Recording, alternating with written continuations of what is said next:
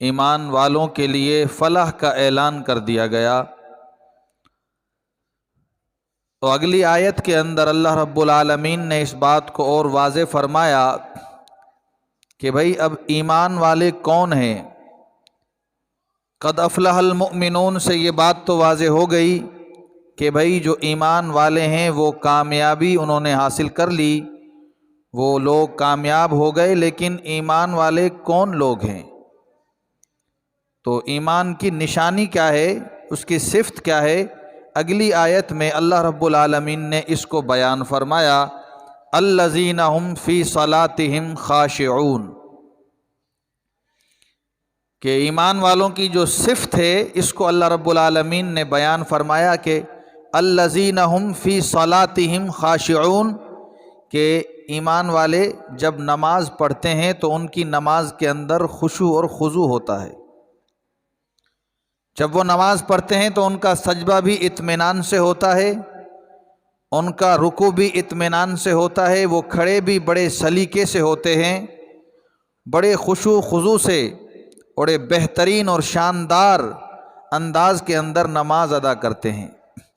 یہ ایمان کی پہلی صفت اللہ رب العالمین نے جو ہے نا یہاں بیان فرمائی، الذین هم فی صلاتہم خاشعون، کہ ایمان کی جو سب سے پہلی صفت ہے وہ یہ ہے کہ جب ایمان والے نماز ادا کرتے ہیں تو ان کی نماز کے اندر خشوع خضوع موجود ہوتا ہے، اور وہ کھڑے بھی بڑے سلیقے سے ہوتے ہیں، رکوع بھی بڑی اطمینان سے کرتے ہیں، سجدہ بھی جو ہے بڑی اطمینان سے کرتے ہیں، اور نماز میں تلاوت بھی بڑی ٹھہر ٹھہر کر اور بڑے سکون کے ساتھ ادا کرتے ہیں۔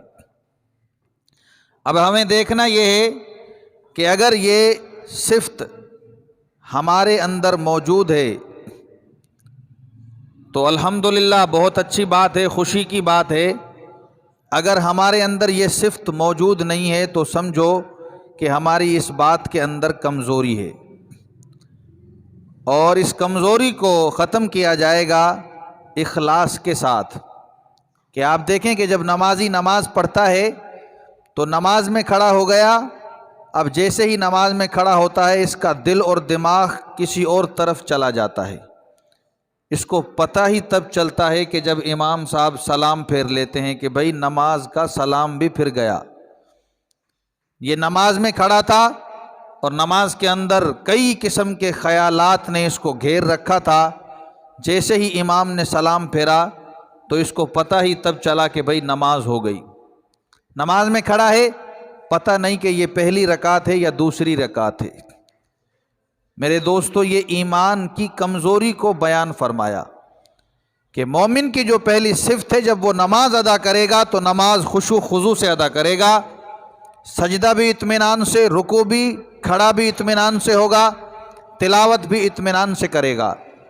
اگر اس کے اندر یہ چیز نہیں تو اس میں یہ کمزوری ہے۔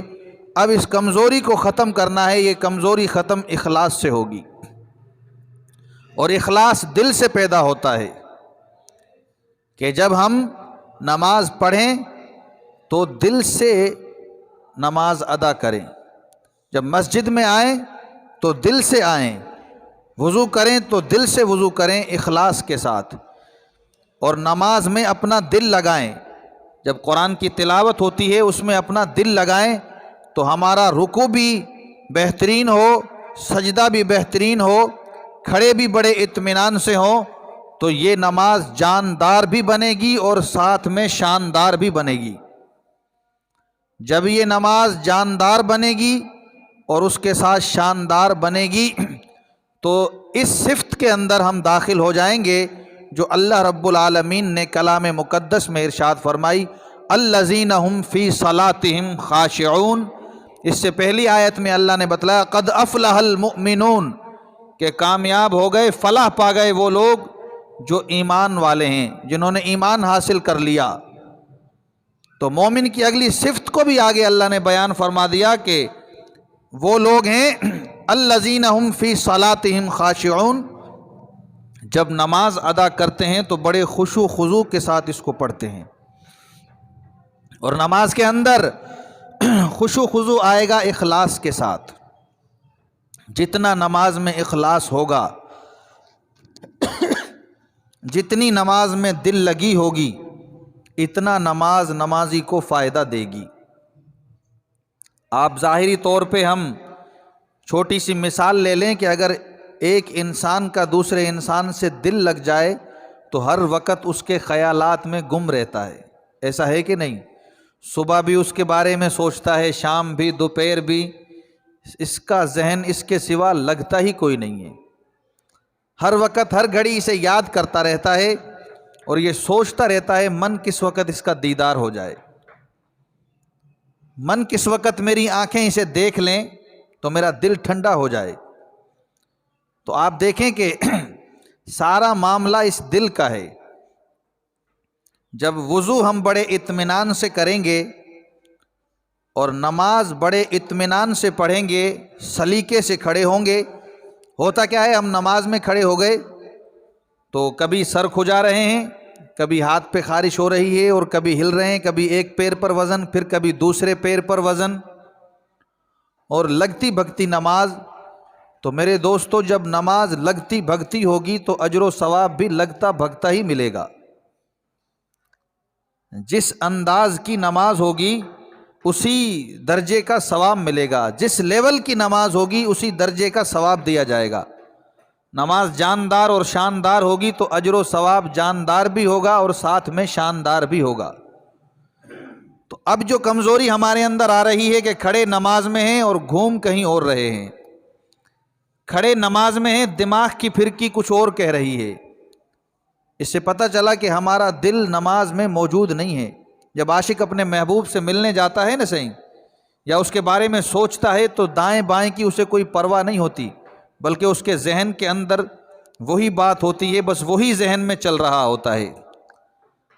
نمازیں اللہ کے نبی جناب رسول اللہ صلی اللہ علیہ وسلم کے صحابہ نے پڑھ کے بتائی کہ نماز کیسے ہوتی ہے، کہ نماز کے اندر دھیان کیسا ہونا چاہیے، نماز کے اندر جو ہے نا توجہ کیسی ہونی چاہیے، نماز کے اندر مضبوطی کیسی ہونی چاہیے، یہ نبی کے صحابہ نے بتلایا۔ حضرت علی کرم اللہ وجہہ جہاد پر گئے، دشمنوں سے لڑ رہے ہیں، لڑتے لڑتے حضرت علی رضی اللہ عنہ کو تیر لگا ران پر۔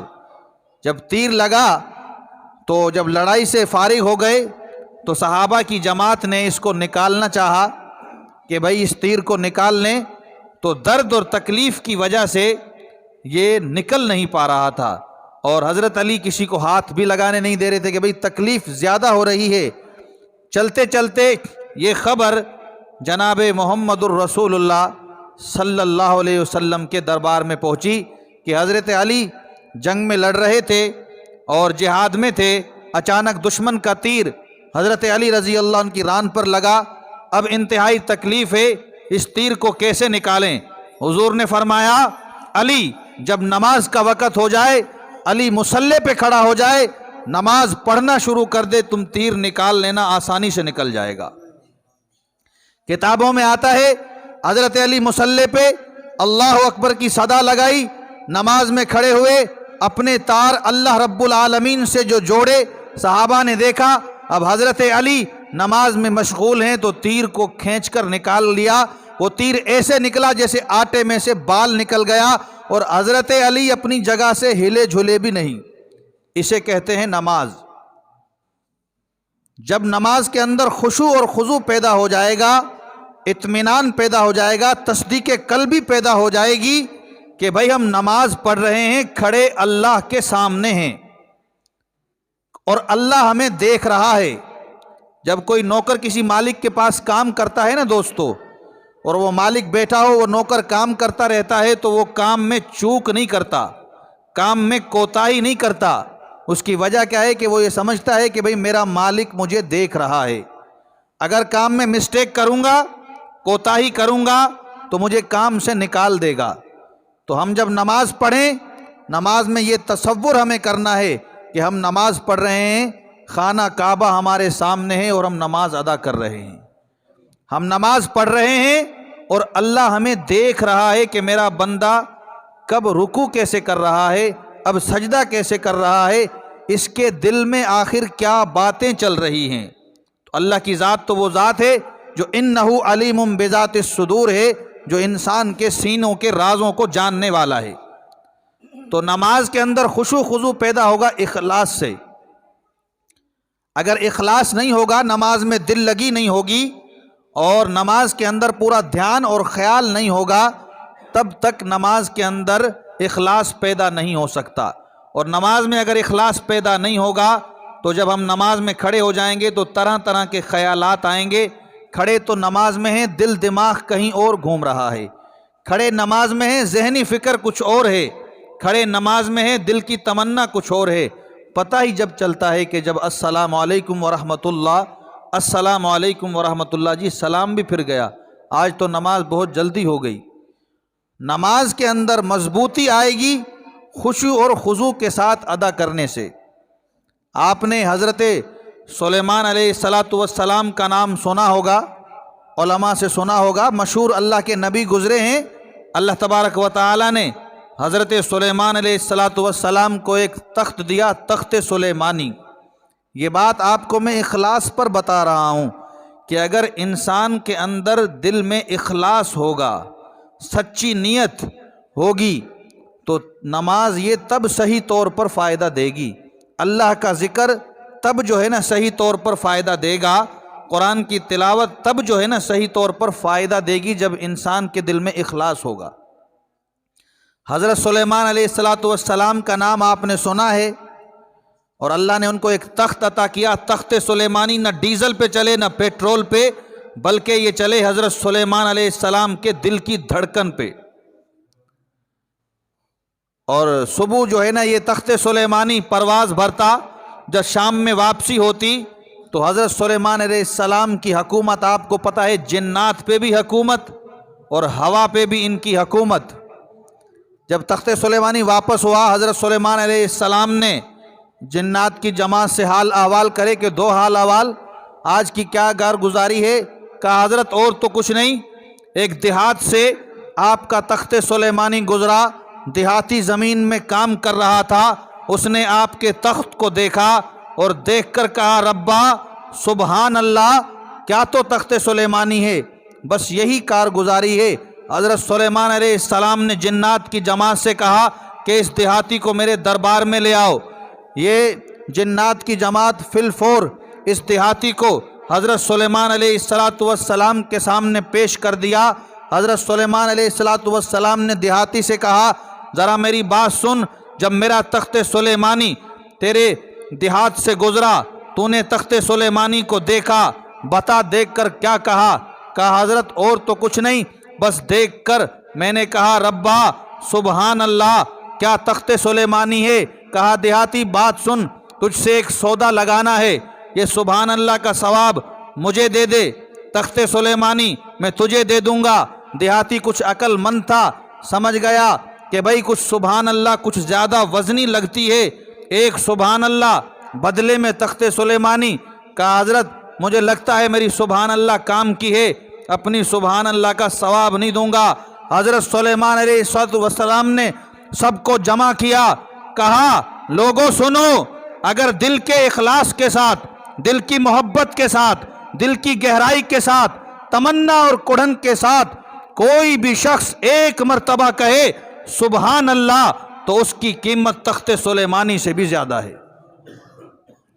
اگر نمازوں کے اندر طاقت اور جان چاہتے ہو تو نمازیں دل سے ادا کرو۔ نمازوں کے اندر اطمینان اور سکون چاہتے ہو تو یہ نماز فائدہ مند اس صورت میں ہو جائے گی جب نماز دل سے ادا کی جائے گی۔ جب ہمارا دھیان پورا نماز میں لگنے لگے اور دلی سکون اور ذہن اطمینان مند ہو اور ذہن ادھر ادھر منتشر نہ ہو بلکہ تار اللہ رب العالمین سے ملا ہوا ہو، تو اب سمجھ لو کہ ہماری نماز میں اخلاص پیدا ہو رہا ہے۔ جو میں نے کہا آپ نے سنا، اللہ تبارک و تعالی ہم سب کو اس پر عمل کرنے کی توفیق عطا فرمائے۔